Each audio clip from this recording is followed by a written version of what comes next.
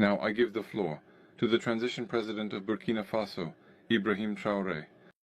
Please, Traore. Mr. Traore. Comrade, President Vladimir Putin.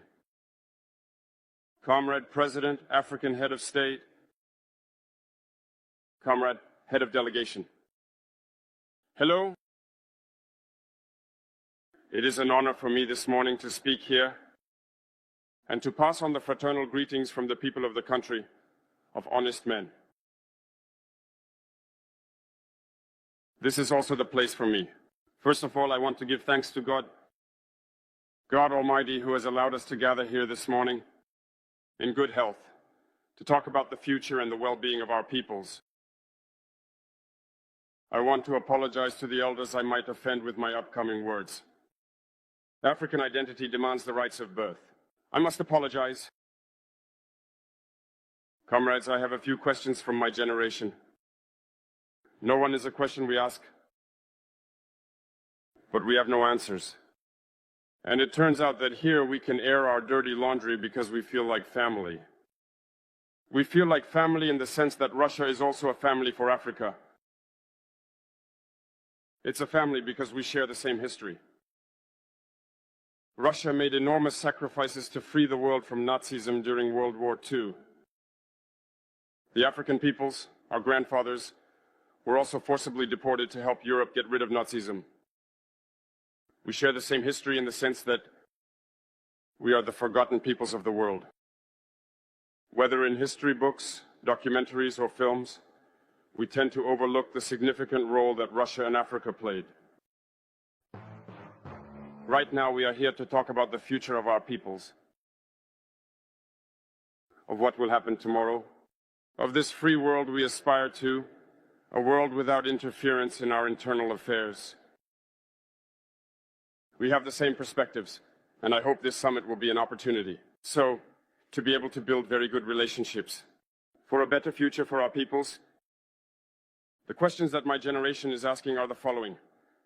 If I can sum it up, it's not understanding how Africa, with so many riches beneath our soil, with a generous nature, of water, with abundant sunshine, Africa is today the poorest continent.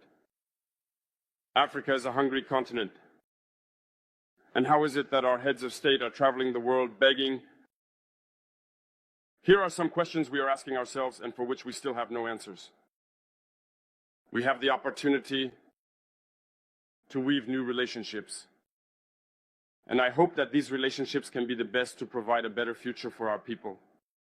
My generation also asked me to say that because of this poverty, they are forced to cross the ocean to try to reach Europe. They are dying in the ocean. But soon, they won't go across because they will come in front of our palaces to seek their daily bread. As for Burkina Faso, today we have been facing for more than 8 years, in the form of protest, the most barbaric, the most violent form of neocolonialism, of imperialism. Slavery still seeks to impose itself on us. Our ancestors taught us one thing well. The slave who is unable to take on their revolt does not deserve anyone to pity their fate. We do not seek pity for our fate. We do not ask anyone to pity our fate. The Burkinabe people have decided to fight against the hypocrisy that hinders their development.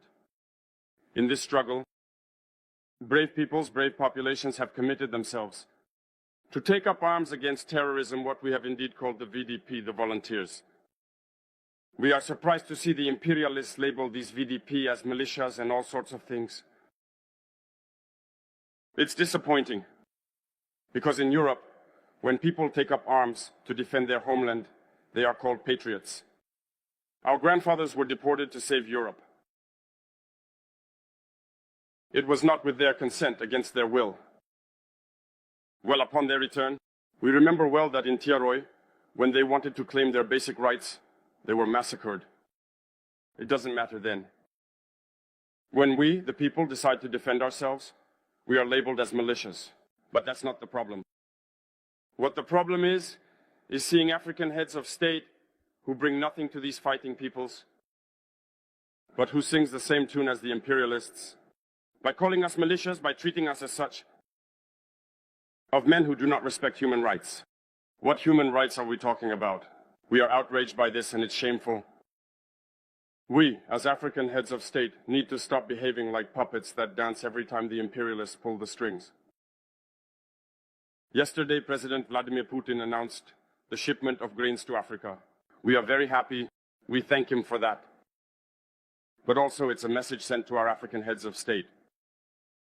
Because at the next forum, we won't have to come here without having ensured, for those who are not familiar with the war, the food self-sufficiency of our peoples, we need to learn from the experiences of those who have already achieved this in Africa, to build good relationships here, and to forge better ties with the Russian Federation in order to meet the needs of our populations.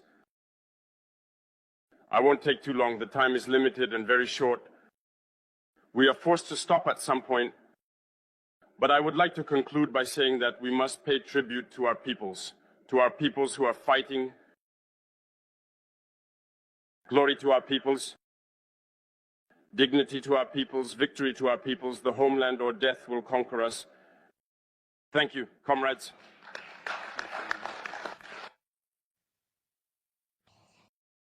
I would like to express my heartfelt gratitude to you, Jean-Pierre, for your invaluable support and assistance. Your help has been truly appreciated, and I am sincerely thankful for everything you have done. I would like to draw your attention to the issue of Russia regarding Nazism. The issue of Russia regarding Nazism.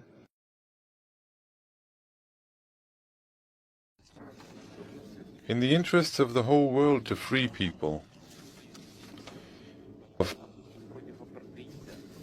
Nazism, the struggle against apartheid and colonialism is not fought solely in the interests of Africa. This struggle leads to results that improve situations all around the world. It's the whole world that benefits from it. In this sense, I agree with Mr. Traore. It reminds us of what happened during the Soviet era. The struggle that the Soviet Union and Russia brought is part of the struggle of all peoples for freedom.